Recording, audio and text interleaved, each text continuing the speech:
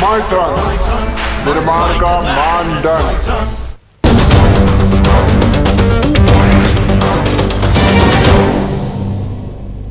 नमस्कार, 9 की 9 खबर देख रहे हैं आप और मैं हूं आप सबके साथ सोनाली सिंह। बुलेटिन की शुरुआत एक बेहद अहम खबर के साथ करते हैं। कोरोना महामारी और ब्लैक फंगस को लेकर सीएम नीतीश कुमार ने प्रदेशवासियों को संदेश दिया है।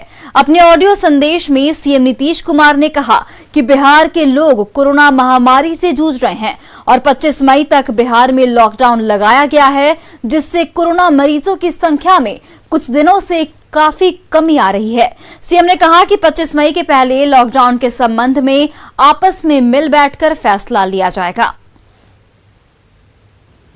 कोरोना के बढ़ते संक्रमण को देखते हुए बिहार में 25 मई 2021 तक लॉकडाउन को विस्तारित किया गया है। लॉकडाउन में बिहार वासियों का अच्छा सहयोग मिल रहा है और जनता द्वारा गाइडलाइन का पालन किया जा रहा है। इसी का नतीजा है कि अब मरीजों की संख्या में कुछ दिनों में कमी आ रही है। 25 मई के पूर्व लॉकडाउन के संबंध में हम लोग फिर से आपस में बैठकर आगे के लिए शीघ्र आवश्यक निर्णय लेंगे। बिहार में कोरोना संक्रमण के जांच की संख्या बढ़ाई जा रही है। ग्रामीण क्षेत्रों के लिए चलंत RT-PCR टेस्टिंग वैन को रवाना किया गया है, जिससे कोरोना में जांच की गति और बढ़ेगी। एक नई बीमारी ब्लैक फंगस को राज्य सरकार ने भी महामारी घोषित किया है। IGIMS एवं एम्स पटना के साथ साथ कई सरकारी एवं निजी अस्पतालों में ब्लैक फंगस की दवा उपलब्ध कराई गई है। कोरोना संक्रमण की दर में यद्यपि कमी हो रही है, किंतु भविष्य की संभावनाओं को देखते हुए हम सबों को पूरी तरह सचेत एवं सतर्क रहना है। डॉक्टरों की सलाह एवं सुझाव को मानना चाहिए। कोरोना पर नियंत्रण पाने के लिए आवश्यक है कि लोग मास्क लगाएं, 2 गज की दूरी बनाकर रखें, हाथ साफ रखें और समय आने पर टीका अवश्य लगाएं। मुझे विश्वास है कि संयुक्त प्रयास से हम सब इस बीमारी पर अवश्य विजय प्राप्त करेंगे। वहीं ब्लैक फंगस पर स्वास्थ्य मंत्री मंगल पांडे ने कहा कि मरीजों के बेहतर इलाज के लिए राज्य सरकार ने इसे महामारी घोषित किया है। बिहार सरकार के इस फैसले के बाद न्यूज 18 ने स्वास्थ्य मंत्री मंगल पांडे से खास बातचीत की।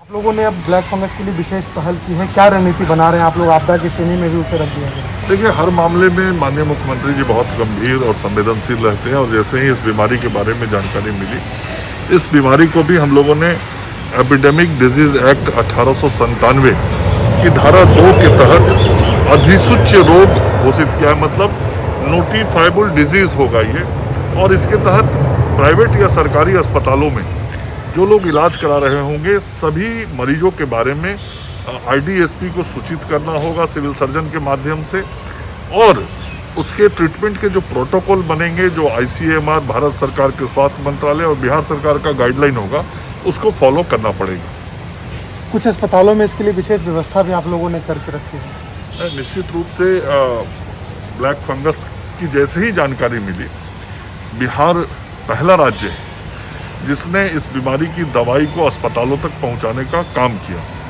और इस बीमारी की दवाई की जो ज़रूरत थी हम लोगों ने सभी सरकारी मेडिकल कॉलेज अस्पतालों में पहुंचा दिया।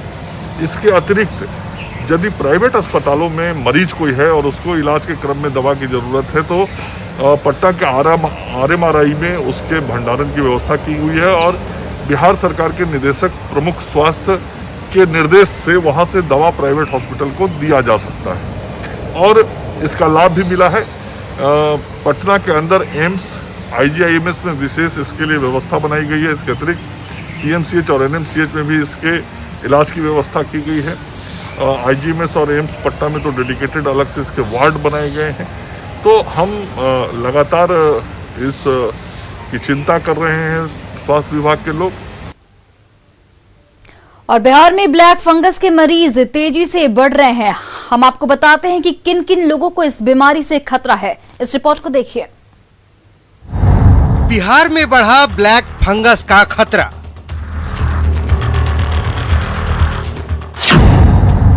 पांच दिन में 3 गुना बढ़े मरीज।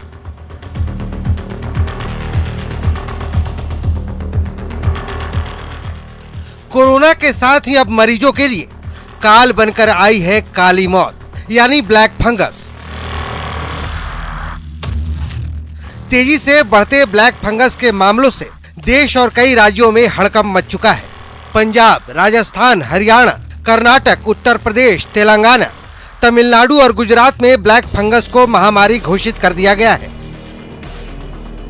बीमारी के बढ़ते कहर को देखते हुए प्रधानमंत्री ने एहतियात और उपायों पर जोर देने की अपील की है। हमारी इस लड़ाई में अभी इन दिनों ब्लैक फंगस की एक और नई चुनौती भी सामने आई है। इससे निपटने के लिए जरूरी सावधानी और व्यवस्था पर ध्यान देना जरूरी है। अब देखिए कि बिहार में ब्लैक फंगस के मामले किस रफ्तार से बढ़ रहे हैं। बिहार में 17 मई तक ब्लैक फंगस के 40 मरीजों की पुष्टि हुई थी, जिनकी संख्या 21 मई को बढ़कर 135 हो गई। बाकी राज्यों में भी ब्लैक फंगस की रफ्तार को देखते हुए इसके इलाज में इस्तेमाल होने वाली दवाइयों का प्रोडक्शन बढ़ा दिया गया है। ब्लैक फंगस के बारे में बहुत चर्चा है और इसके केसेस भी जो है देश में स्थान स्थान पर आ रहे हैं। सरकार के माध्यम से, उसके संदर्भ में एक्सपर्ट्स के माध्यम से सभी संबंधित जानकारियां दी जा रही हैं। उसकी दवाई का प्रोडक्शन, उसकी उपलब्धता को भी रैंप अप करने के लिए department of pharmaceuticals, drug controller, उनकी तरफ से भी विशेष प्रयास हो रहे हैं। भारत सरकार की तरफ से भी ये आग्रह किया गया है कि स्टेट्स इसको नोटिफाइबल डिजीजेस के रूप में जो है